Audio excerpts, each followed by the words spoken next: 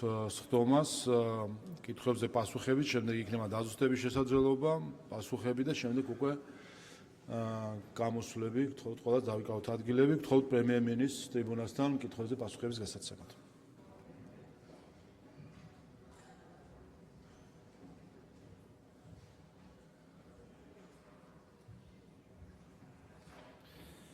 Bădănă თავმჯდომარე, პატივისცემლო პარლამენტის წევრებო, პირველ რიგში მადლობას გადაგიხდით ყველას გამოსვლებისთვის და შეკითხვებისთვის. შევეცდები ამომწურავად გავცეთ თითოეულ შეკითხვას პასუხი. პირველი შეკითხვა ეკუთვნოდა ქალბატონ სოფო ხურგვანს. ის საუბრობდა იმაზე, რომ თითქოს არსებობს ორი საქართველო. საქართველო არსებობს ნამდვილად ერთი. ეს არის ერთი საქართველო და ჩვენ ჩაგაბარეთ დღეს ანგარიში ამ ერთი საქართველოს შესახებ. ჩვენ ვისაუბრეთ როგორც მიღწევებზე, ისე პრობლემებზეც. ეს არის ერთი საქართველო.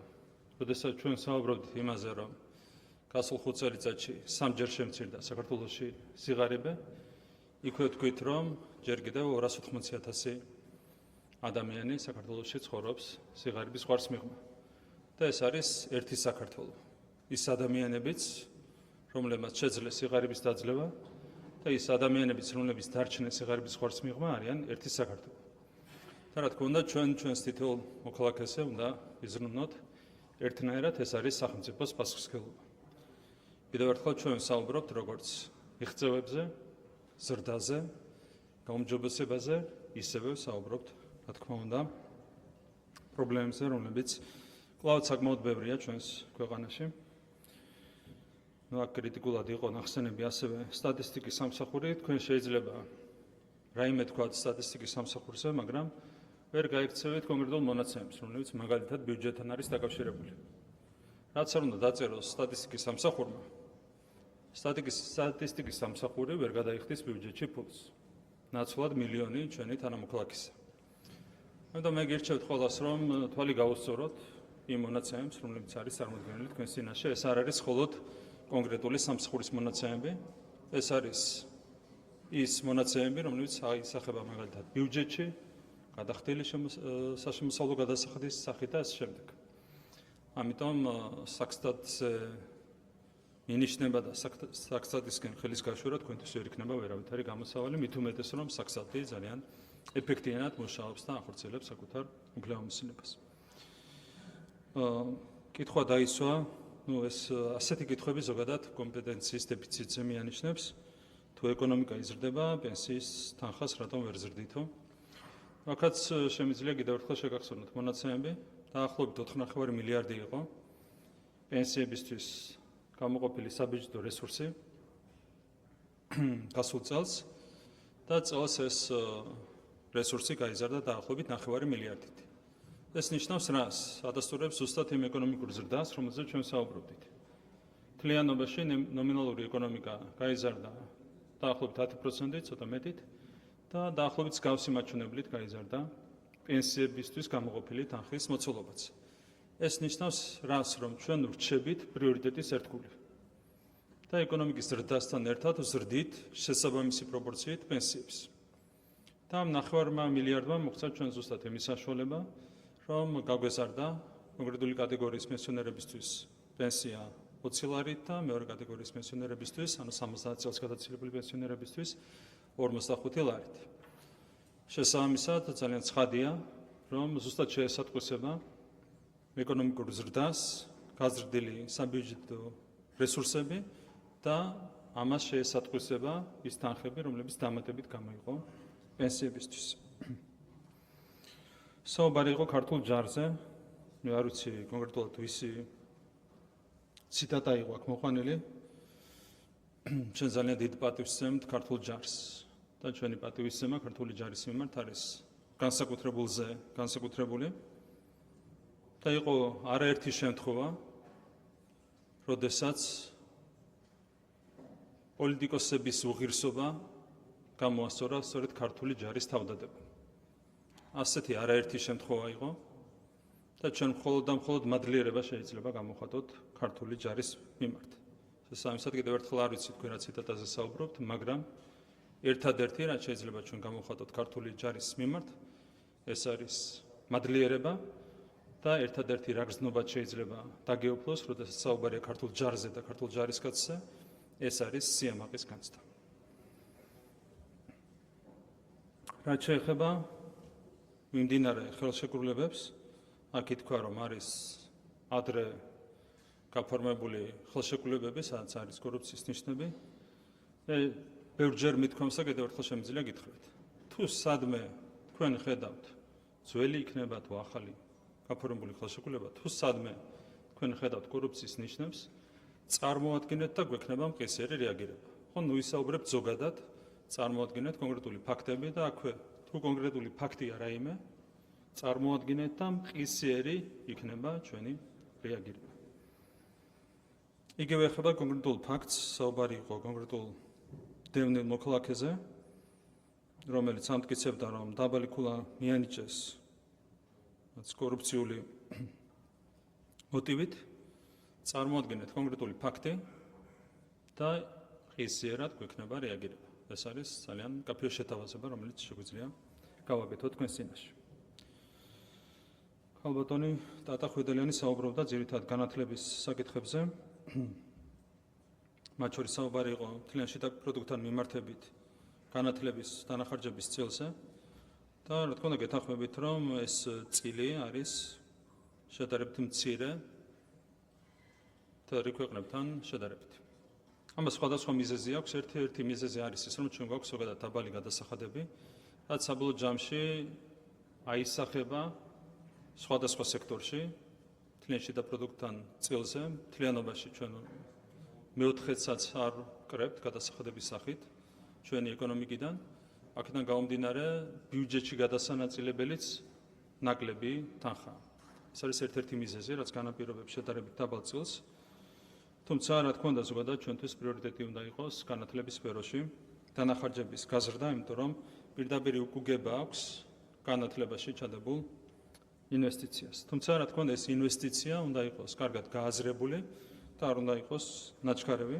თამაში ძალიან კონკრეტულ რამეს გულისხმობ. რაც შეეხება იმას, რომ ევროპული საგრანტო პროექტების მონაწილეები თითქოს ვიღაცა მეჩქვეშ დააყენა, მინდა შეგახსენოთ, რომ კონკრეტული დათქმები გაკეთდა კანონმდებლობაში განათლების სფეროსთან დაკავშირებით და გარდა ამისა, რაც შეეხება გრანტების შესახებ კანონს, საქართველოს მთავრობის ადმინისტრაციაში შემოდის საგრანტო განაცხადები და წარმატების მაჩვენებელი არის დაახლოებით 95%. რაც შემოდის საგრანტო განაცხადები, იმის 95% ჩვენ დადებითი დასკვნით გვაქვს დაბრუნებული შესაბამისად შესაბამის საგრანტო დაფინანსება წარმატებით განხორციელდა. ამიტომ აქ რეალურად კითხვის ნიშნებისთვის საფუძველი არ არსებობს. რაც შეეხება იმას, თუ რა პროცენტით ზრდის განათლების რეფორმა ბიუჯეტს, კონკრეტულად თუ საუბრობთ უმაღლეს განათლებაზე, აქ პირველ რიგში უნდა აღინიშნოს კიდევ ერთხელ ის, რომ ჩვენ შემოვიღეთ უფასო უმაღლესი განათლების სისტემა, ანუ თითოეული სტუდენტისთვის სახელმწიფო უნივერსიტეტებში უმაღლესი განათლება იქნება უფასო და საბოლოო ჯამში, როდესაც შეივსება შესაბამისი კონტინგენტი 3+1 წელზე რო გავთვალოთ, დანახარჯები დღევანდელი მოცემულობით დაახლოებით 200 მილიონით გაიზრდება. კონკრეტულად უმაღლესი განათლების სფეროში. თუმცა, რა თქმა უნდა, რეფორმის განხორციელებასთან ერთად საჭიროა მუდმივად ზრუნვა უნივერსიტეტების რესურსების გაძლიერებაზე. ეხლა რომ ჩაყარო უცბად ორჯერ მეტი ფული მაგალითად განათლებაში, ეს იქნება მთლიანად გადაყრილი ფული. ჯერ უნდა შექმნა შესაბამისი რესურსი, ამ რესურსში იგულისხმება მათ შორის ინფრასტრუქტურული რესურსი, ადამიანური რესურსი და ამ შემდეგ. მაგალითად არსებული მოცემულობით უბრალოდ რომ გაუზარდო ხელფასები პროფესურას, არავითარი შედეგის მომტანი არ იქნება. კომპლექსურად უნდა განხორციელდეს რეფორმა და თქვენ იცით, რომ ჩვენ წარმოდგენილი გვაქვს კომპლექსური რეფორმის კონცეფცია და საბოლოო ჯამში, რა თქმა უნდა, თავისთავად გამოიწვევს ამ კონცეფციის სრულფასოვანი განხორციელება დანახარჯების ეტაპობრივ ზრდას. და კიდევ ერთხელ ეს არ უნდა იყოს მყისიერი ზრდა, წინააღმდეგ შემთხვევაში ინვესტიცია იქნება წყალში გადაყრილი, მაგრამ კიდევ ერთხელ თანმიმდევრულად, როდესაც განხორციელდება ეს რეფორმა, ეს ავტომატურად თავისთავად გამოიწვევს შესაბამისი დანახარჯების ზრდას. რაც შეეხება ზოგადად რეფორმის არსს, მოიცავს ძალიან ბევრ კომპონენტს, დღეს ჩამოთვალე ეს კომპონენტები, შემიძლია კიდევ ერთხელ გაივიმეოროთ, იქნება ამის ინტერესი. რაც შეეხება იმას, თუ რატომ არ გავრცელდა კვოტები და სხვა ტიპის რეგულაციები კერძო უნივერსიტეტებს, ჩვენი მიდგომა ეს არის, უფრო მეტად აქცევთ ჩარჩოში სახელმწიფო უნივერსიტეტებს, მათ შორის კვოტების განაწილების კუთხით და ეს შემდეგ, გამომდინარე იქიდან, რომ მოქმედეთ მარტივი მიდგომით, ჩვენი მიდგომა იყო ასახული რეფორმის კონცეფციაში. სახელმწიფო ამოცანები არსებითად უნდა შეასრულოს სახელმწიფო სექტორმა, ანუ სახელმწიფო უნივერსიტეტებმა და არსებითად კერძო სექტორი უნდა იყოს დაკავებული კომერციული საქმიანობით. ამ მიდგომის გათვალისწინებით ვაძლევთ მეტ თავისუფლებას კერძო უნივერსიტეტებს და გვაქვს მეტი რეგულაციები ბუნებრივია სახელმწიფო უნივერსიტეტებისთვის, რაც არის აბსოლუტურად რაციონალური და გონივრული მიდგომა. რაც შეეხება ინფრასტრუქტურას, ჩვენ გვაქვს ასეთი ზოგადი გეგმა. როგორც მოგეხსენებათ, ძირითადად ორ ლოკაციაზე თბილისსა და ქუთაისში განვითარდება ახალი ინფრასტრუქტურა, გარდა ამისა უნდა გავაფართოვოთ რეგიონული უნივერსიტეტების ინფრასტრუქტურა. რაც შეეხება არსებულ შენობა-ნაგებობებს, აქ ძალიან მარტივად უნდა გავნიშნოთ კონკრეტული შენობები, რომლებიც არის დაკავშირებული კონკრეტული უნივერსიტეტების იდენტობასთან სხვა შენობებისგან. არც ერთი შენობა, რომელიც დაკავშირებულია უნივერსიტეტების იდენტობასთან, არ იქნება გასხვისებული. რა თქმა უნდა, სხვა შემთხვევაში შეიძლება ვიფიქროთ პრივატიზაციაზე და შესაბამისი რესურსების მიმართვაზე ახალ ინფრასტრუქტურაში. ეს არის ზოგადი მიდგომა, დანარჩენი გზადაგზა ბუნებრივია შეგვიძლია უფრო დეტალურად გაგიზიაროთ ინფორმაცია, მათ შორის პრივატიზაციასთან დაკავშირებით, ახალი ინფრასტრუქტურის მშენებლობასთან დაკავშირებით, ყველა შესაბამის საკითხთან დაკავშირებით. ბატონი ჩალო გერესელიძის კითხვები. კითხვა დაისვა, რატომ არ ვაფასებთ სახელმწიფო პროგრამების ეფექტს. რეალურად ყველა სახელმწიფო პროგრამა, როგორც ეკონომიკის სამინისტროში, ისე სოფლის მეურნეობის სამინისტროში, გადის შესაბამის აუდიტს და ფასდება შესაბამისი პროგრამების ეფექტიანობა და მოგვიანებით მე მექნება საშუალება გიპასუხოთ კითხვაზე, რომელიც უკავშირდებოდა მაგალითად აწარმოეს საქართველოში პროგრამების ეფექტიანობას. რეალურად შესაბამისი აუდიტით თითეული შესაბამისი პროგრამის ეფექტიანობა ფასდება. ასევე კითხვა დაისვა იმასთან დაკავშირებით, თუ ვის გადაეცემა ერთლარად ქონება არიან თუ არა ესენი მთავრობასთან დაკავშირებული პირები. მე მინდა გითხრათ ერთი რამ, რომ ჩვენ მთლიანად აღკვეთეთ სიმბოლურ ფასად ქონების გადაცემის პრაქტიკა. თუ არ არის კონკრეტული შემთხვევები, მაგალითად ევნელებისთვის უფასოდ ბინების გადაცემა და ამ შემდეგ, რაც იყო მანგიერი პრაქტიკა, იყავით და გაგეკეთებინათ, შეგეძლოთ თქვენც გაგეკეთებინათ იგივე. ჩვენ მთლიანად გავაუქმეთ პრივატიზაციის მანგიერი პრაქტიკა, რაც ითვალისწინებდა პირდაპირი ფორმით ქონების გადაცემას კონკრეტული ადამიანებისთვის. შესაბამისად, ამ მიმართულებით კორუფცია თეორიულადაც კი გახდა შესაძლებელი. ყველაფერი გამოდის აუქციონზე, გამჭვირვალე აუქციონზე, რაც არ იყო უზრუნველყოფილი, მაშინ როდესაც თქვენი თავმჯდომარე იყო, მაგალითად, მთავრობის ხელმძღვანელი. იყავით და გააკეთებინათ, არ გააკეთეთ, ჩვენ გავაკეთეთ. მადლობა ყურადღებისთვის. რაც შეეხება შესაბამისად კორუფციაზე საუბარი ვერ იქნება, კიდევ ერთხელ ჩვენ არც ერთ შესაბამის ქონებას არ გავცემთ სიმბოლურ ფასად. რაც შეეხება ვალდებულებების შესრულებას, ძალიან მკაცრი კონტროლის ქვეშ არის ეს საკითხი და თითოეულ შემთხვევაში ეკონომიკის სამინისტროს აქვს შესაბამისი რეაგირება, თუ ვალდებულებები არ სრულდება. კითხვები იყო ასევე გაზთან დაკავშირებით, გაზმომარაგებასთან დაკავშირებით. ძირითადად ორი წყარო გვაქვს ჩვენ როგორც მოგეხსენებათ გაზის მიღების, ეს არის აზერბაიჯანი და რუსეთი. თუმცა მთავარი წყარო არის აზერბაიჯანი და ის ხელშეკრულებები, რომლებიც გაფორმდა აზერბაიჯანულ მხარესთან, კვლავაც უზრუნველყოფს იმას, რომ ძირითადად შემომტანად, გაზის ძირითად შემომტანად რჩება სწორედ აზერბაიჯანი. ეს ხელშეკრულებები ეხება გარანტიებს მოცულობასთან დაკავშირებით და ძალიან მნიშვნელოვან გარანტიებს ასევე ფასებთან დაკავშირებით. ასევე არასწორად იყო აქ ნათქვამი, რომ თითქოს 40%-ით გაიზარდა გაზპრომის წილი, ამის მესამედითაც არ გაზრდილა წილი, შემიძლია გითხრათ სრული დარწმუნებით. რაც შეეხება იმას, თუ რას მოვაწერეთ ხელი აზერბაიჯანთან, არის ეს ახალი ხელშეკრულება თუ გაგრძელება. ეს ალბათ კითხვა ეხებოდა იაფგასთან დაკავშირებულ ხელშეკრულებას. ფორმალურად ეს არის ახალი ხელშეკრულება, თუმცა არის რეალურად იმ 20-წლიანი ხელშეკრულების გაგრძელება და არსებითად ანალოგიური პირობებით გაგრძელდა ეს ხელშეკრულება, რომელიც თავის დროზე იყო დადებული. ძალიან დიდი აჟიოტაჟი იყო ამ ხელშეკრულებასთან დაკავშირებით, ვიღაცები გვემუქრებოდნენ კიდეც, რომ გაგვიჭირდებოდა ამ ხელშეკრულების გაგრძელება, თუმცა რეალურად სათანადო პირობებით გაგრძელდა ეს ხელშეკრულება და კიდევ ერთხელ მადლობა ამისთვის, როგორც ეკონომიკის სამინისტროს, ესე ჩვენ აზერბაიჯანელ მეგობრებს. და მოიაზრებს თუ არა ეს ხელშეკრულებები ჩვენი ტრანსპორტო პოტენციალის დათმობას, არავითარ შემთხვევაში ამას არ მოიაზრებს. ჩვენ ზოგადად ძალიან მჭიდროდ თანამშრომლობთ აზერბაიჯანთან, დაკავშირებული ვართ ამ ქვეყანასთან არაერთი სტრატეგიული პროექტით, მათ შორის თურქეთთან ერთად და ამ რეჟიმში გაგრძელდება მომავალშიც თანამშრომლობა. ბატონ ირაკლის არქივას ჰქონდა კითხვა წალენჯიხასთან დაკავშირებით, სკურის გზა მიმდინარეობს პროექტირება. არაერთხელ დაისვა ეს საკითხი ბატონ ირაკლის მიერ, წლებია უკვე ამაზე საუბრობს და მიაღწია თავისას. მიმდინარეობს პროექტირება. სექტემბერში გამოცხადება უკვე ტენდერი და წლის ბოლომდე დაიწყება უშუალოდ სამშენებლო სამუშაოები. ასევე ჯგალის წყალმომარაგებასთან დაკავშირებით მინდა გითხრათ, რომ წინ წავიწიეთ და ეს ძალიან მნიშვნელოვანი პროექტით სათანადოდ განხორციელდება. ბატონი ლევან მაჭავარიანის კითხვები. ჯამში რამდენი დევნილი ოჯახი დაკმაყოფილდა 2012 წლის შემდეგ? ეს მაჩვენებელი არის 45,000 მთლიანობაში 2012 წლის შემდეგ 45,000 დევნილი ოჯახია დაკმაყოფილებული. რაც შეეხება ეკონომიას, სოციალური დახმარების მიღებთა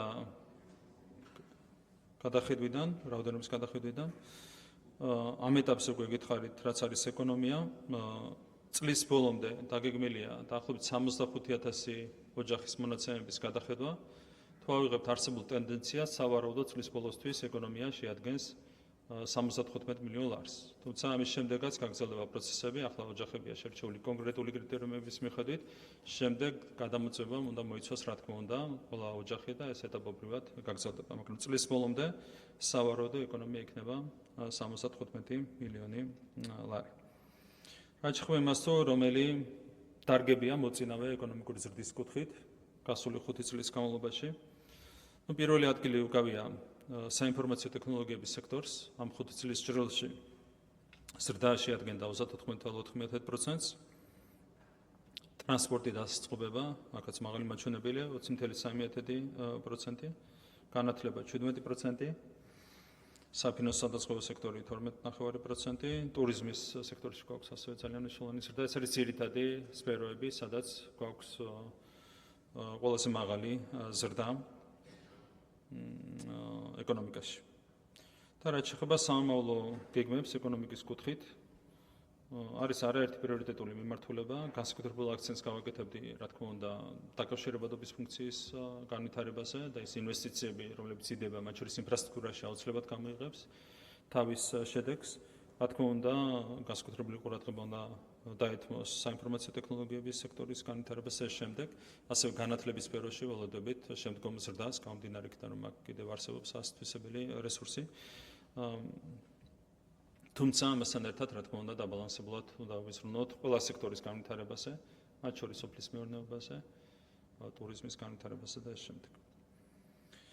ბატონ ირაკლი შატაკიშვილის შეკითხვები ეხებოდა რუსთავს. მე მინდა გავიხსენო, რომ ჩვენ შარშან გავუზარდეთ რუსთავს ბიუჯეტი 40 მილიონი ლარით, იმის ზემოდან, რაც იყო გათვალისწინებული სტანდარტული ზრდით, რამაც ქალაქს მიცა ახალი პროექტების განხორციელების საშუალება და ეს ეთყობა, რა თქმა უნდა, ქალაქის განვითარებას. რაც შეეხება საუნივერსიტეტო ქალაქის მშენებლობის დაწყებას, მიმდინარეობს წინა სამუშაოები, გადავალთ პროექტირების ეტაპზე და ყველაზე რეალური არის მომავალი წლის ბოლოსთვის უშუალოდ სამშენებლო სამუშაოების პირველი ეტაპის დაწყება. საკმაოდ დიდი მოსამზადებელი დრო ჭირდება, მათ შორის უცხოელი ექსპერტების ჩართვაც ხშირდება პროექტის მომზადებაში, შესაბამისად რეალურია მომავალი წლის ბოლოსთვის სამშენებლო სამუშაოების დაწყება. რაც შეეხება ევროინტეგრაციის გავლენას ეკონომიკურ ზრდაზე, ყველაფერს აქვს თავისი პლუს მინუსები. მე ერთადერთი რაც შემიძლია თქვა, იყო არაერთი კამპანია წარმოებული იმასთან დაკავშირებით, რომ თითქოს ევროკავშირში გაწევრიანება ნიშნავდა ეკონომიკურ სასწაულს, როგორც ასეთი. რეალურად ჩვენ რო გადავხედოთ მონაცემებს 2003 წლიდან დღემდე, როგორი იყო მაგალითად მაშინ გაწევრიანებული ევროკავშირის ქვეყნების ზრდა ამ წლების განმავლობაში, დაახლოებით 23 წლის განმავლობაში. ამ ქვეყნების ეკონომიკა ზოგიერთ შემთხვევაში ნომინალური ეკონომიკა გაიზარდა 2-ჯერ, ზოგიერთ შემთხვევაში 3-ჯერ, 4-ჯერ და მაქსიმალური მაჩვენებელი იყო 7 მაგი ზრდა ნომინალური ეკონომიკის. ჩვენ თუ გადავხედავთ საქართველოს მონაცემებს იგივე პერიოდში, ჩვენი ნომინალური ეკონომიკა რო არ შემეშალოს, ამ პერიოდში დაახლოებით 20-ჯერ გაიზარდა. ეს ნიშნავს იმას, რომ არავითარი პირდაპირი კორელაცია ევროკავშირში გაწევრიანებასა და ეკონომიკურ ზრდას შორის არ არსებობს. პირიქით, საქართველოს მაგალითი აჩვენებს იმას, რომ იგივე პერიოდში ჩვენ ბევრად უფრო სწრაფად გავიზარდეთ, ვიდრე მაგალითად ბალტიისპირეთის ქვეყნები, პოლონეთი, ჩეხეთი, სლოვაკეთი, უნგრეთი, სლოვენია და ასე შემდეგ. ან პირდაპირ სტატისტიკა მეტყველებს, რა თქმა უნდა, ამას. თუმცა, რა თქმა უნდა, ევროკავშირში გაწევრიანებას აქვს თავისი დადებითი ეფექტიც, მათ შორის პოლიტიკური თვალსაზრისით. აქედან გამომდინარე, კიდევ ერთხელ არსებობს, რა თქმა უნდა, პლუს მინუსი, მაგრამ თავარი რაც უნდა გააკეთოს ქვეყანამ, ეს არის ის, რომ უნდა იყოს კონცენტრირებული საკუთარი ეკონომიკური პოლიტიკის სწორად განხორციელებაზე. ეს არის თავარი. ეკონომიკის ზრდისთვის არის თავარი არა რომელიმე გაერთიანების წევრობა, არამედ ის ეკონომიკური პოლიტიკა, რომელსაც ქვეყნის შიგნით აწარმოებს ხელისუფლება. ეს არის მარტივი სტატისტიკა, რაც შეგვიძლია გავიხსენოთ. რა თქმა უნდა, მთელი რიგი გვერდითი მოვლენებიც არის დაკავშირებული ევროკავშირში გაწევრიანებასთან. მაგალითად, ქვეყანა შეიძლება მოუწიოს უარი თქვას რიგ თავისუფალი ვაჭრობის შეთანხმებებზე, ვიზუმ მიმოსვლაზე, ეს პირდაპირ აისახება ბუნებრივია იმპორტ-ექსპორტზე, აისახება ტურიზმზე და ამ შემდეგ. თუმცა მთლიანობაში შეიძლება ამ ყველაფრის დაბალანსება სავარაუდოდ. ეს არის საერთო სურათი, რომელიც გვაქვს. აქაც რო ავიღოთ კიდევ ერთხელ სტატისტიკური მონაცემები, ეკონომიკური ზრდის მონაცემები, საქართველო არის პირველ ადგილზე ყველა ქვეყანას შორის. რო ავიღოთ ის ქვეყნები, რომლებიც 2003 წელს გახდნენ ევროკავშირის წევრები, საქართველო მათთან შედარებით რამდენჯერმე უკეთესი მაჩვენებლით გამოირჩევა ეკონომიკური ზრდის კუთხით 2003 წლიდან დღემდე. დანარჩენი ყველაფერი არის ბალანსის საქმე. ბატონი ანტონ ნობულაშვილის შეკითხვები იყო სამცხე ჯავახეთთან დაკავშირებით. რაც შეეხება ბორჯომის შემოვლით გზას, ჩვენ ვიწყებთ ტექნიკურ ეკონომიკურ კვლევას და ეს კვლევა გვიჩვენებს რა მიმართულებით შეიძლება წავიდეთ, დავვლოდოთ ამ კვლევის მონაცემებს. რაც შეეხება რომანოვების სასახლეს, თქვენ იცით, რომ განვითარების ფონდიდან ეკონომიკის სამინისტრომ წამოიღო ეს აქტივი და ფიქრობთ მაქსიმალურად ეფექტიანად, მთლიანად ამ რესურსის გამოყენებაზე, ეს არის ლიკანის სასტუმრო და მათ შორის რომანოვების სასახლე. რა თქმა უნდა, ეს პროექტი უნდა განხორციელდეს ისე, რომ სახელმწიფო მიიღოს მაქსიმალური მოგება და გარდა ამისა უნდა გავაფრთხილდეთ, რა თქმა უნდა, რომანოვების სასახლეს, რომელიც არის ძალიან მნიშვნელოვანი ძეგლი ჩვენთვის. დანარჩენი დეტალები დაზუსტება უკვე სამუშაო პროცესში. რაც შეეხება ინფრასტრუქტურის სამუშაოების ვადებს, სტადიონებს რაც შეეხება ტექნიკურ სტადიონებს, მათი ნაწილი დაწყებული ან მაქსიმუმ 1 თვეში დაიწყება უკვე სამუშაოები. მულტიფუნქციორს რაც შეეხება ტენდერები გამოცხადდება და შემდეგ სათანადო ვადებში წარიმართება სამუშაოები. კარწახის გზას რაც შეეხება 2027 წელს გვაქვს ამ გზის დასრულება დაგეგმილი. ბატონი ლადო-ბოჟაძის კითხვები ეხებოდა პირველი წყალმომარაგებას, გაზიფიკაციას და ინტერნეტიზაციას. რაც შეეხება წყალმომარაგებას, 2027 წლისთვის იქნება დაფარული წყალმომარაგებით, უწყვეტი წყალმომარაგებით 48 ქალაქი, ყველა ის ქალაქი, რომელიც შედის გაერთიანებული წყალმომარაგების კომპანიის დაფარვის ზონაში. აქ არის შედის რამდენიმე დიდი ქალაქი, აჭარის მუნიციპალური ცენტრები. 48 ქალაქი იქნება დაფარული 2027 წლის ბოლოსთვის. რაც შეეხება გაზიფიკაციას, ჩვენ გვაქვს ასეთი გეგმა, რომ საბოლოოდ გავიაროთ იმ სოფლების ნუსხა, სადაც მიზანშეწონილია გაზის შეყვანა და აქ რა თქმა უნდა კრიტერიუმი იქნება ხარჯ-ეფექტიანობა, დანახარჯის და ეფექტის თანაფარდობა და ამ შემდეგ.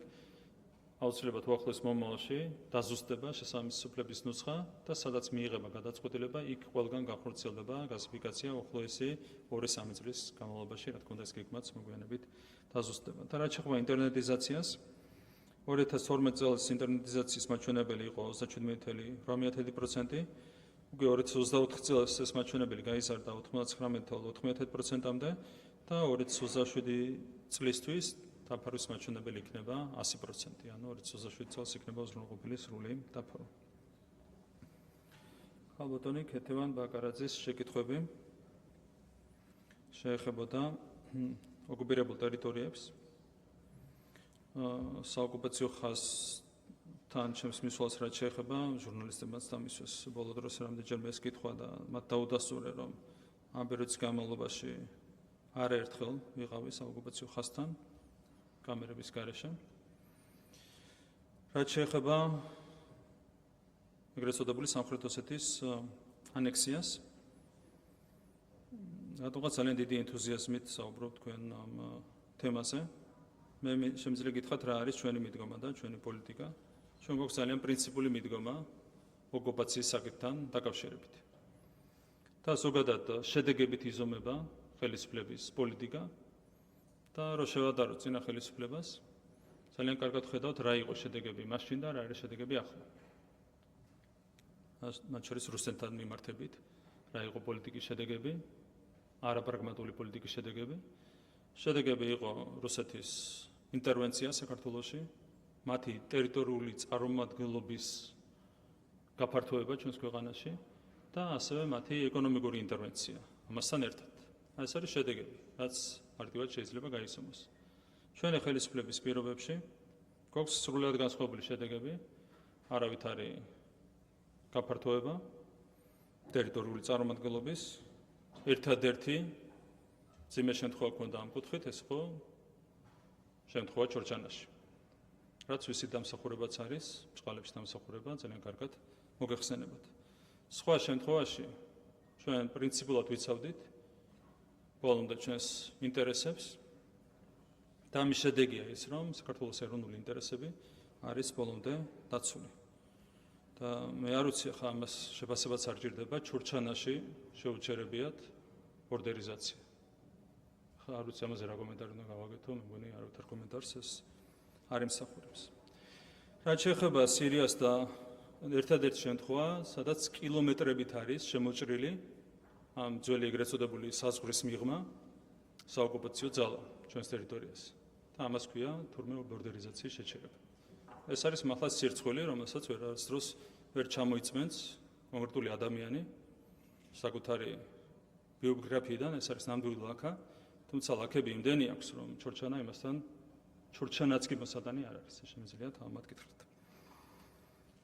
შემდეგ რაც შეეხება სირიას და ვენესუელას, ჩვენ გვქონდა კონკრეტული ზომები მიღებული, თუმცა ზოგადადაც არ არის საუბარი საჯაროდ მიზანშეწონილი ამ თემაზე, მით უმეტეს თქვენი თანდასწრებით. მე შემიძლია გითხრათ.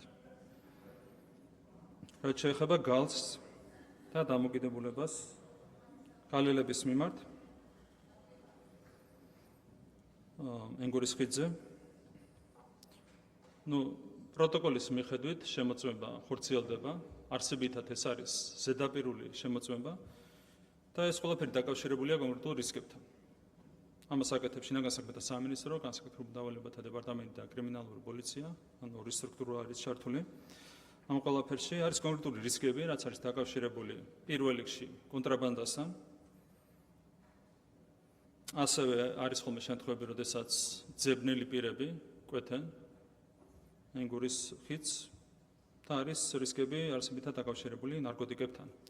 აქედან გამომდინარე ძალიან მნიშვნელოვანია ეს კონტროლი, რომელიც ხორციელდება და ამას სათანადოდ ახორციელებს შინაგან საქმეთა სამინისტრო თავისი ორი სტრუქტურული ქვედანაყოფით. ბატონი გიორგი შარაშიძის შეკითხვები პირველ რიგში აღნიშნა, რომ საგარეო პოლიტიკას დაუთმე ცოტა დრო. მე არ მგონია, რომ ცოტა დრო დაუთმე. პრინციპში ყველა თემას შევეხე, რასაც მოიცავს ზოგადად ქვეყნის საგარეო პოლიტიკა, მათ შორის ევროინტეგრაციასაც, ამერიკის შეერთებულ შტატებსაც, შევეხე ცენტრალურ აზიას, ჩინეთს, ჩვენ სამეზობლოს, ყველა მიმართულებას რეალურად შევეხე და რაც იყო პრინციპული სათქმელი, ყველაფერი მე მგონია რომ სათანადოდ ითქვა. რაც შეეხება ჩვენს პრაგმატულ პოლიტიკას, ეს პოლიტიკა პრაგმატულიც არის და პრინციპულიც ერთდროულად. ჩვენ ძალიან მკაცრად ვიცავთ წითელ ხაზებს ამ პოლიტიკაში და ეს წითელი ხაზები პირველ რიგში დაკავშირებულია, რა თქმა უნდა, ოკუპაციის საკითხთან. და სწორედ ჩვენი პრინციპული და პრაგმატული პოლიტიკის შედეგია ის ყველაფერი, რითაც შეგვიძლია თავი მოვიწონოთ. კიდევ ერთხელ, ეს არის ის, რომ რეალურად პირველი ხელისუფლება ვართ 90-იან წლების შემდეგ, რომლის პირობებშიც არის უწყვეტი მშვიდობა, არ მომხდარა უცხო ძალის ტერიტორიული წარმომადგენლობის გაფართოება ჩვენს ქვეყანაში და შეჩერდა ეკონომიკური ინტერვენციაც. პირველი ხელისუფლება ვართ, ვისაც შეუძლია მოიწონოს ამით თავი. ეს არის ჩვენი პრაგმატული და პრინციპული პოლიტიკის შედეგი. რაც შეეხება ბოდიშის თემას, აქვს თუ არა საქართველოს და ქართულ ხალხს ბოდიში მოსახდელი? ჩვენ ხშირად გვისაუბრია 2008 წლის ომთან დაკავშირებით. და ყოველთვის გვითქვამს, მე პირადად არაერთხელ გამიმეორებია, რომ ეს ომი არ დაუწყია საქართველოს და ქართულ ხალხს. ეს ომი დაიწყო სააკაშვილის რეჟიმმა. და ეს იყო ღალატი ჩადენილი საკუთარი ქვეყნის და ხალხის მიმართ. სააკაშვილის რეჟიმმა ეს ომი დაიწყო და ეს იყო ღალატი სწორედ საქართველოს მიმართ და ქართული ხალხის მიმართ. ეს არის ჩვენი დამოკიდებულება.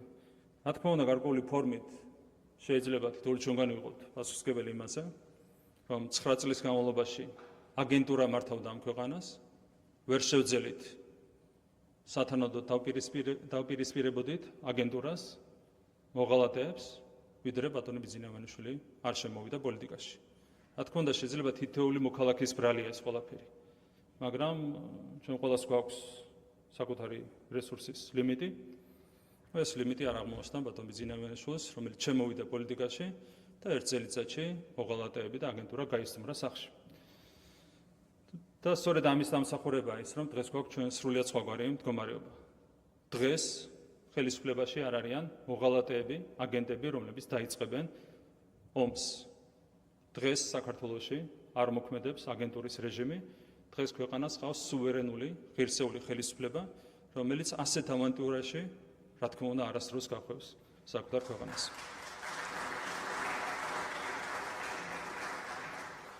რაც შეეხება deep state და იმას თუ ვინ დარეკა ომში ჩართვასთან დაკავშირებით. მე მინდა შეგახსენოთ, რომ ომში ჩართვასთან დაკავშირებით არ დაურეკავ, თავის დროზე დარეკეს იმ დროს, როდესაც დაიგეგმა გახარიას გადაყენება შინაგან საქმეთა მინისტრის თანამდებობიდან, მაშინ იყო ზარი. რაც შეეხება ომში ჩართვის შესახებ მოთხოვნა დაგვიყენეს შეხვედრაზე. ეს არ იყო ზარი. ეს იყო შეხვედრა, რომელიც შედგა თბილისში. იყო ორი ასეთი შეხვედრა, ერთ-ერთს მეც ვესწრებოდი, ეს არ იყო ზარი, შემიძლია დაგიზუსტოთ. რაც შეეხება შემდეგ შეკითხვებს, ქალბატონი სალომე კობალაძე საუბრობდა ვიზო რეჟიმის დაკარგვის საფრთხეზე და ამასთან დაკავშირებულ პასუხისმგებლობაზე.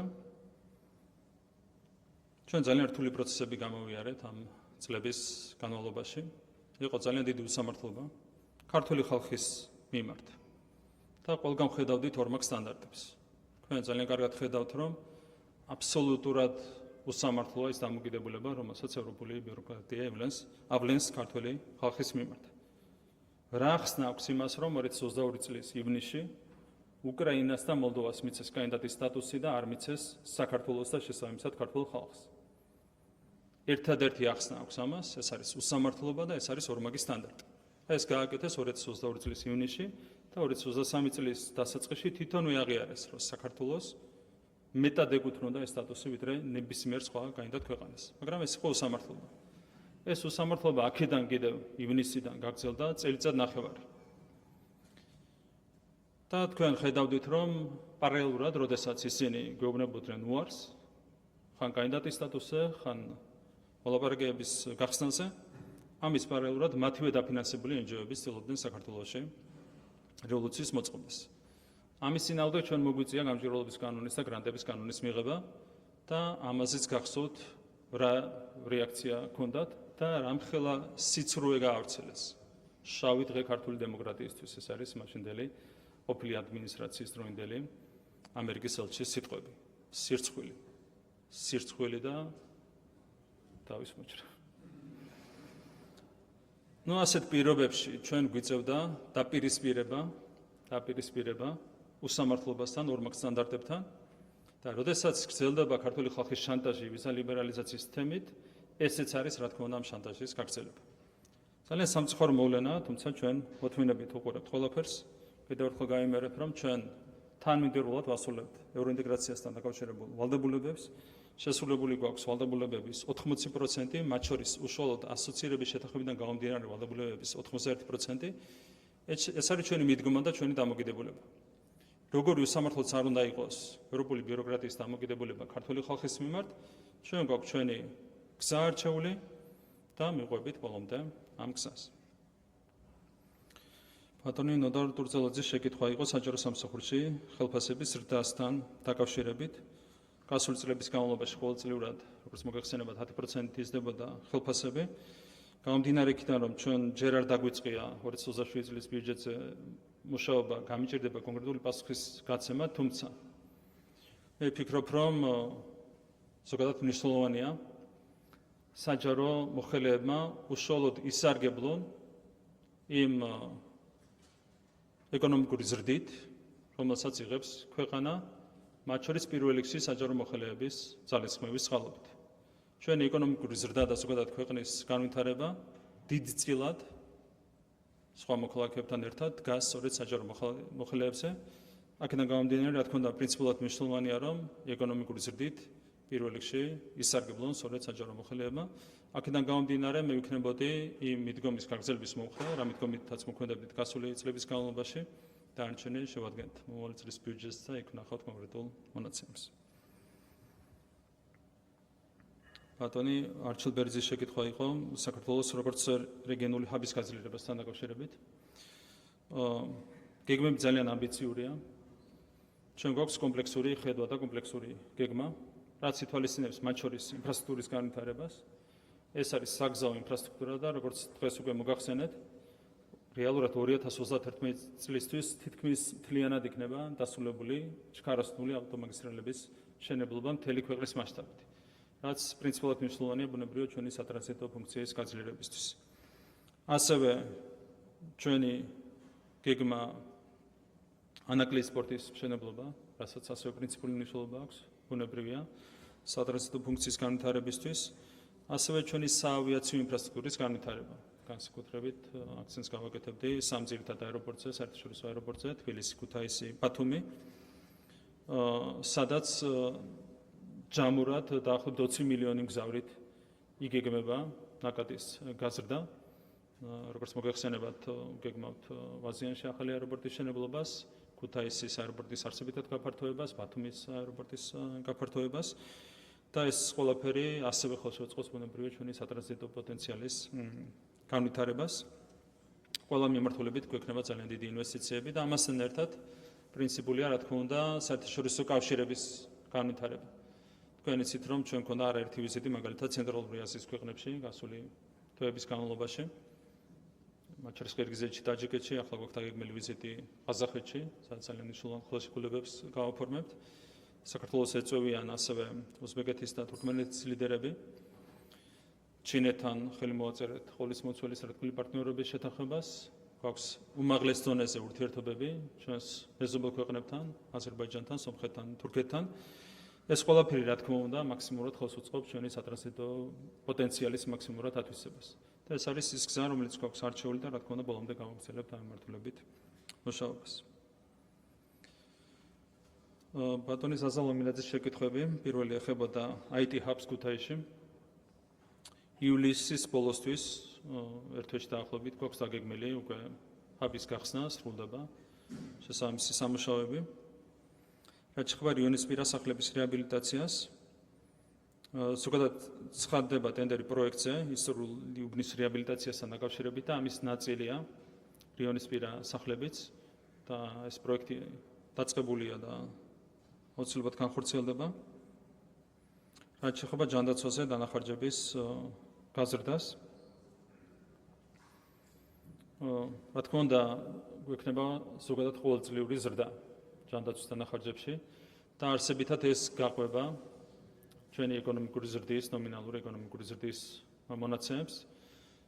უკვე აღნიშნეთ დღეს, რომ ჯანდაცვის და სოციალური დაცვის წილი მთლიან ბიუჯეტში, სახელმწიფო ბიუჯეტში არის დაახლოებით 33%, რეალურად ზღვარზეა ეს მაჩვენებელი. შესაბამისად, ყველაზე სწორი იქნება ის, რომ ეკონომიკური ზრდის მაჩვენებელს პროპორციულად გაყვეს ხარჯების ზრდა, მათ შორის ჯანდაცვის სფეროში და სოციალური დაცვის სფეროში. შესაბამისად, რა თქმა უნდა, ზრდა გვექნება მომავალი წლის ბიუჯეტშიც.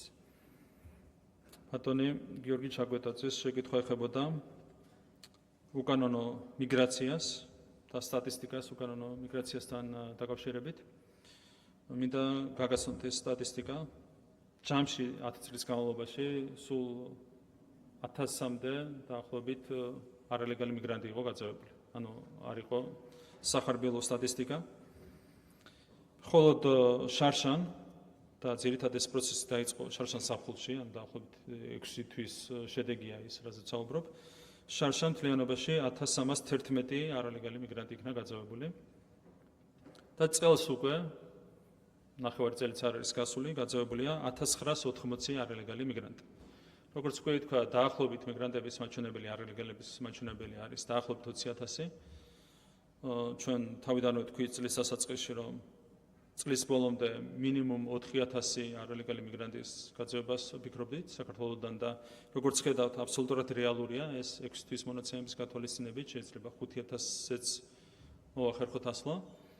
ამ მონაცემებით დაახლოებით 4 წელიწადში არის რეალური მთლიანად პრობლემის მოგვარება. და ეს არის ჩვენი ერთ-ერთი პრინციპული ამოცანა. რაც შეეხება მოქალაქეობის მინიჭების გამარტივებას, ამ საკითხზე მუშაობთ იუსტიციის სამინისტროსთან ერთად, დაგჭირდება ბუნებრივია პარლამენტის ჩართულობა და შეგვიძლია ერთად ვიმუშაოთ ამ საკითხზე. ბატონი გიგა ფარულავას შეკითხვა შეეხებოდა 78 მუხს და 28 ნოემბრის განცხადებას. 78 მუხთან დაკავშირებით ციტატა გაიხსენეთ ჩემი სახელმწიფოდან, იგივე შეგიძლიათ ამოიკითხოთ კონსტიტუციაში. კონსტიტუციაში ჩავწერეთ ეს, პირადად მე ვიყავი საკონსტიტუციო კომისიის თავმჯდომარე, როდესაც კონსტიტუციაში ჩაიწერა 78 მუხლი და მაშინ სხვათა შორის ოპოზიციამ არ დაუჭირა ამ ცვლილებებს მხარი, მათ შორის არც 78 მუხლს. რაც შეეხება 28 ნოემბრის განცხადების თავსებადობა 78 მუხთან. 78 მუხს წერია ასეთი რამ, რომ ხელისუფლებამ უნდა მიიღოს ყველა ზომა ევროინტეგრაციისთვის და აქ რა თქმა უნდა იგულისხმება ყველა გონივრული ზომა. ყველა გონივრული ზომა. და არსებობს ასევე კოლიზიის პრინციპი სამართალში.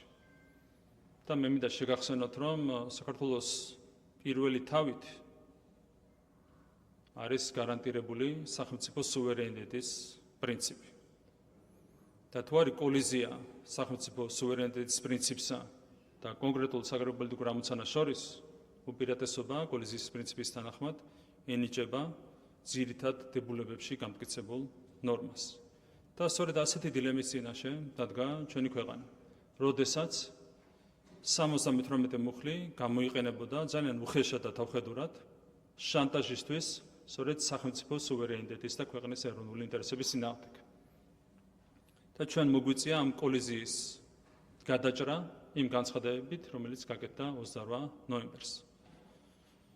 და ამ განცხადებას ჰქონდა ძალიან პირდაპირი ეფექტი და შედეგი. და ეს არის რა? რომ არ ყოფილიყო ეს განცხადება, ჩვენ მოგვიწევდა 3 თვეში ერთხელ განცხადებების მოსმენა იმასთან დაკავშირებით, რომ საქართველოს არ ემსახურებს მოლაპარაკებების გახსნას, რაც გამოვიარეთ მანამდე 2 წლის განმავლობაში. ის უსამართლობა და ორმაგი სტანდარტი, რაც მომაბეზრებელი იყო ჩვენი მოსახლეობისთვის. 3 თვეში ერთხელ ერთი და იგივე უსამართლობა. ძალიან მარტივად ჩავკეტეთ ჩვენ ეს სამარცხვინო ორმაგი სტანდარტი, სამარცხვინო უსამართლობა. საბოლოო ჯამში ჩვენ გვაქვს ჩვენი კონსტიტუციური ამოცანა, ეს არის ევროპულ სტრუქტურებში ინტეგრაცია და მე მინდა შეგახსენოთ ჩვენი საარჩევნო დევიზი. მხოლოდ ღირსებით, კეთილდღეობით ევროპისკენ. ეს არის ძალიან პრინციპული არჩევანი. ღირსების გარეშე არც ერთ საერთაშორისო ალიანსში წევრობას არ აქვს ფასი. ამიტომ ბოლომდე გავყვებით პრინციპულად ამ მიდგომას, სადაც იქნება კოლიზია ეროვნულ ინტერესებსა და კონკრეტულ საგარეპოლიტიკურ ამოცანას შორის, იქ აუცილებლად ვიმოქმედებთ ეროვნული ინტერესების შესაბამისად. მე მაქვს ძალიან დიდი იმედი, რომ ახლო მომავალში ევროპული ბიუროკრატია უზრუნველყოფს ევროინტეგრაციის ამოცანის თავსებადობას საქართველოს ეროვნულ ინტერესებთან და ქართული ხალხის ეროვნულ ინტერესებთან. ასეთ შემთხვევაში ყველა პრობლემა ამ ურთიერთობებში ყისიერად გადაიჭრება. რაც შეეხება ჩინეთთან სტრატეგიულ პარტნიორობას და ამასვე უკავშირდებოდა ბატონი თენგიზ შარმანაშვილის შეკითხვა ქვეყნების შემონათვალთან დაკავშირებით. ბატონ გიგას მიაჩნია, რომ ჩინეთთან სტრატეგიული პარტნიორობა უპირისპირდება 78 მუხლის სულისკვეთებას. მე მინდა ჩამოგითვალოთ, როგორც ბატონმა თენგიზმა გთხოვა, ის ქვეყნები, რომლებსაც აქვს გაფორმებული სტრატეგიული პარტნიორობის შეთანხმება ევროკავშირიდან ჩინეთთან.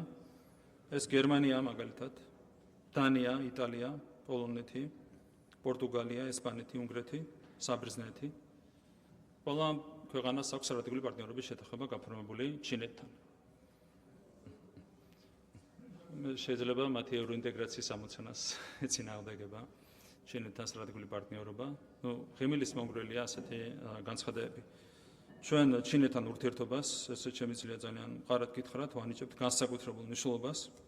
ჩინეთი არის ძალიან ღირსეული პარტნიორი და რაც არაერთხელ მithქვამს, კიდევ ერთხელ შემიძლია გავიმეორო, მიუხედავად იმისა, რომ ძალიან დიდი სხვაობაა ჩინეთსა და საქართველოს შორის.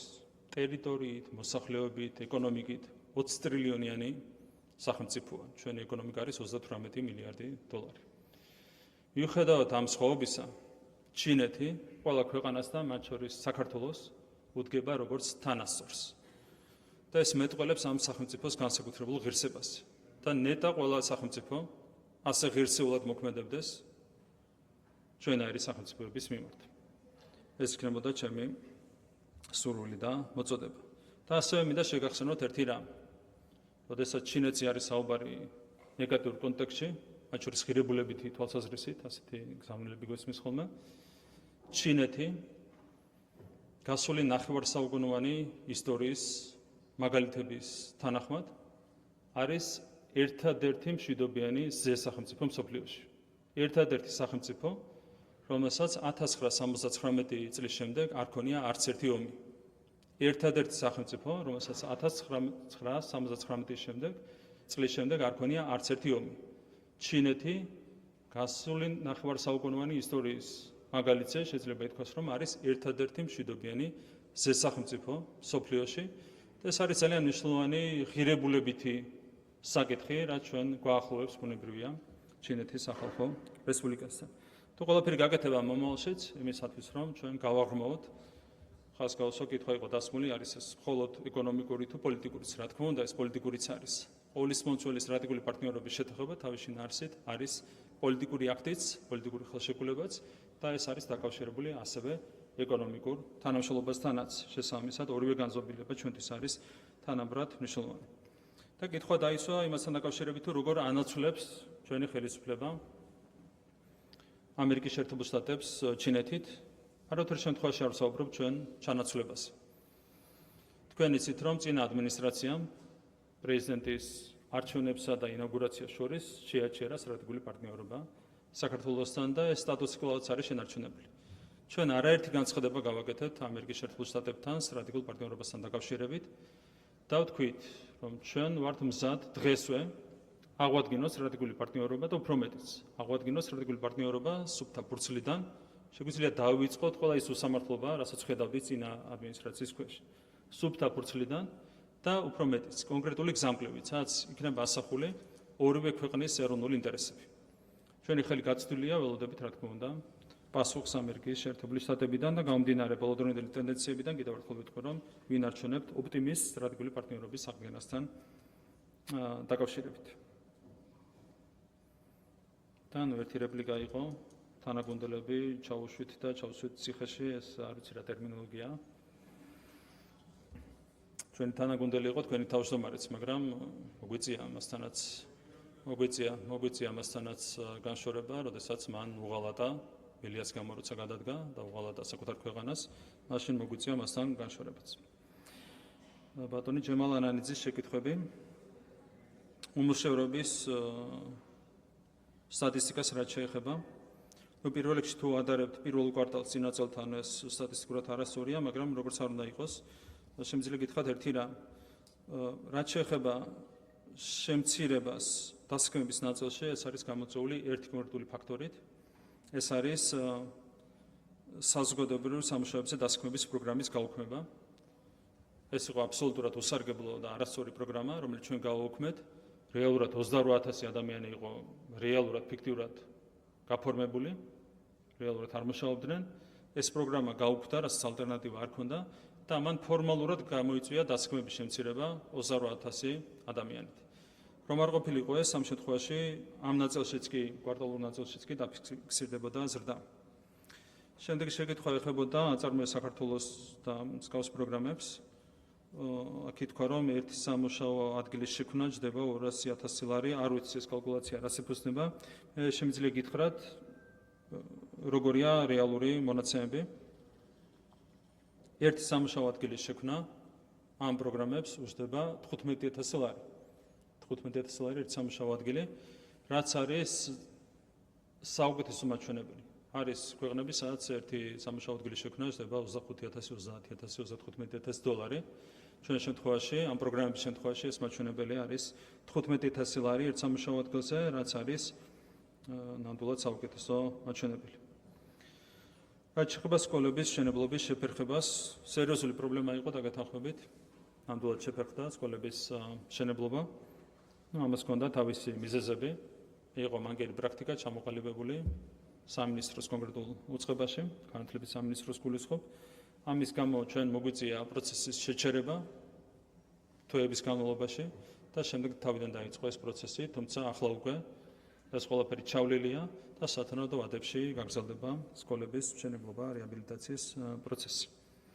და რაც შეეხება სკოლებში ხელფასების ზრდას, აქაც ეკონომიკური ზრდა ჩვენ მოგცემს იმის საშუალებას, რომ განათლების სექტორშიც ეტაპობრივად გავზარდოთ სათანადოდ ხელფასები, ეს არის ჩვენი მიდგომა და არჩენი ასახული იქნება, რა თქმა უნდა, 2027 წლის სახელმწიფო ბიუჯეტის პროექტში და სახელმწიფო ბიუჯეტში. ბატონი ნიკა სამხარაძის შეკითხვა შეეხებოდა არალეგალ მიგრანტებს, საპრინციპში უპასუხე უკვე ამ შეკითხვას, ანუ სადღაც მაქსიმუმ 4 წლიან პერსპექტივაში შესაძლებელი იქნება მთლიანად მაჩვენებლის განულება. ქალბატონი ირმა ზავრადაშვილის შეკითხვა შეეხებოდა ჯანდაცვის მუნიციპალურ პროგრამებს. ნამდვილად ასეა, რომ თბილისს და ასევე აჭარის ავტონომურ რესპუბლიკას აქვს საკუთარი ჯანდაცვის პროგრამები, შესაბამისად გარკვეულ დისპროპორციას იწვევს. ეს მოცემულობა იგივე ეხება სოციალურ პროგრამებსაც.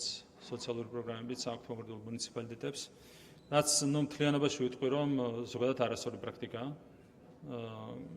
განვითარებულ ქვეყნებში მთლიანად ცენტრალიზებულია როგორც ჯანდაცვის, ისე სოციალური მიმართულება. რაც არის სწორი, იმიტომ რომ უნდა იყოს მთელი ქვეყნის მასშტაბით უზრუნველყოფილი, სრულად თანასწორი მომსახურება, სერვისები. მთლიანობაში მოსაგვარებელია ეს საკითხი, რაღაც ფორმით უნდა მოვაგვაროთ, მზად ვიმშელოთ პარლამენტთან ერთად ამ საკითხთან დაკავშირებით. და რაც შეეხება ონკოლოგიას, თანხების დამატებას, ზოგადად კიდევ ერთხელ ვიტყვი, რომ ჯანდაცვის სფეროშიც გვექნება ეკონომიკის ზრდასთან ერთად მუდმივად თანხების მომატების საშუალება და რა თქმა უნდა ეს უნდა გადანაწილდეს ონკოლოგიის მიმართულებასაც. ქალბატონი მარიამ ლაშხი, სახელმწიფო ენის დაცვა შეეხებოდა შეკითხვა. აქაც ადვართ პარლამენტთან ერთად ვიმუშაოთ ამ საკითხზე. სრული ჩართულობა იქნება ჩვენი მხრიდან, კანონმდებლობის კუთხით თუ იქნება რაიმე ინიციატივები საჭირო, ერთად მუშაობა საჭირო, აბსოლუტურად მზად ვართ რომ ვიმუშაოთ და რაც არის საჭირო ახსნილების ნაწილში, ახაც დავალოდებით თქვენს რეკომენდაციებს. ქალბატონი დაჯე კოვზერიძის შეკითხვები ეხებოდა ფასებს. პირველ რიგში მან აღნიშნა, რომ მე ფასები არ მიხსენებია, ამ დროს ჩემს ანგარიში ფასებზეც ვისაუბრე და წარმოადგინე მათ შორის ინფლაციის მონაცემები, კონკრეტულად 3 წლიან ჭრილში, ანუ ეს თემა არ გავამიტოვებია. რაც შეეხება ფასების ზრდას, ჩვენ საბოლოო ჯამში პროცესით, რომელიც დავიწყეთ, მოვახერხეთ ინფლაციური პროცესების შეჩერება. ჩვენ იანვარში ჯერ კიდევ გვქონდა დაახლოებით 2.5% ინფლაცია, იანვარი-დეკემბერთან შედარებით. აქ ხშირად არასწორი სტატისტიკა მოყავთ ხოლმე ჩვენს ოპონენტებს, იღებენ ხოლმე ერთწლიან სტატისტიკას და ამას წარმოაჩენენ როგორც ერთი თვის სტატისტიკას. საქსტატი როცა აქვეყნებს მაგალითად მაისის მონაცემებს წინა წელთან შედარებით, ეს არის ერთწლიანი სტატისტიკა და აჩვენებენ ისე თითქოს მაისის თვეში 10%-ით გაიზარდა ფასები, რაც მარტივი манипуляცია. შეგიძლიათ ორი მონაცემი მაჩვენებელი ნახოთ ხოლმე. ერთი არის წლიური ინფლაცია და მეორე თვესთან დადარებული ინფლაცია. და თქვენ რო ნახოთ რეალური სტატისტიკა, იქ 15%-იან ზრდას ვერ აღმოაჩენთ. ჩვენ იანვარში გვქონდა მაღალი ინფლაცია სურსათზე და ალკოჰოლურ სასმელებზე დაახლოებით 2.5%, რაც ერთი თვისთვის ძალიან მაღალი მაჩვენებელია. თუმცა თებერვლიდან მოახერხეთ ფასების ზრდის პროცესის დასტაბილურება, ინფლაციის დასტაბილურება და თებერვალი, მარტი, აპრილი, მაისის განმავლობაში ქონდა ძალიან დაბალი ინფლაციის მაჩვენებელი და ორი თვის განმავლობაში ქონდა საერთოდ დეფლაცია, ანუ ფასები შემცირდა თებერვალში და მაისში. რაც არის კონკრეტული შედეგი, რაც მოიტანა იმ პროცესმა, მათ შორის, რომელიც ჩვენ წამოვიწყეთ. ასევე მინდა წარსული გაგახსენოთ ფასებზე როცა საუბრობთ. ყველაზე მაღალი ინფლაცია ქონდა ჩვენ 2019-21 წლებში. ეს არის 3 წელი, საიდანაც წელიწადნახევარი თქვენი თავმჯდომარე იყო, მთავრობის ხელმძღვანელი. მაშინ სურსათზე და ალკოჰოლ სასმელებზე ფასები გაიზარდა 39%-ით. მაშინ როდესაც კოვიდის სხვათა შორის პირიქით მოქმედებდა ფასებზე, იმიტომ რომ მოხმარებაში ამცირა, დააწვა მოხმარებას და ეს იწვევს ხოლმე ფასების შემცირებას, ხო? ამის მიუხედავად 3 წლის განმავლობაში ინფლაცია იყო 39% და იგივე პერიოდში ხელფასები გაიზარდა მხოლოდ 22%-ით. ეს არის კონკრეტული მონაცემები. რაც შეეხება ბოლო 3 წლის მონაცემებს, კიდევ ერთხელ შემიძლია გავიმეორო, რაც თქვი. სამხმოვანო ფასები გაიზარდა დაახლოებით 6.5%-ით. 10%-ზე ნაკლები იყო ზრდა სურსათის და ალკოჰოლურ სასმელების მიმართულებით და იგივე პერიოდში დაახლოებით 48%-ით გაიზარდა საშუალო ხელფასი. და მთავარი ეს არის. ინფლაციას რაც შეეხება, ინფლაციის ოპტიმალური მაჩვენებელი წლის განმავლობაში არის დაახლოებით 2.4%, ამაზე მეტი აღარ ვარგა. შარშან მქონდა სამხმოვანო ფასების ინფლაცია 3.9% და ჩვენ იმედი გვაქვს, რომ წელს მოვახერხებთ ოპტიმალურ ზღურებში ინფლაციის შენარჩუნებას, რაც ავსებით შეაძლებელია იმ პროცესების გათვალისწინებით, რომელიც თებერვლიდან დაიწყო. ეს არის ჩვენი მიზანი და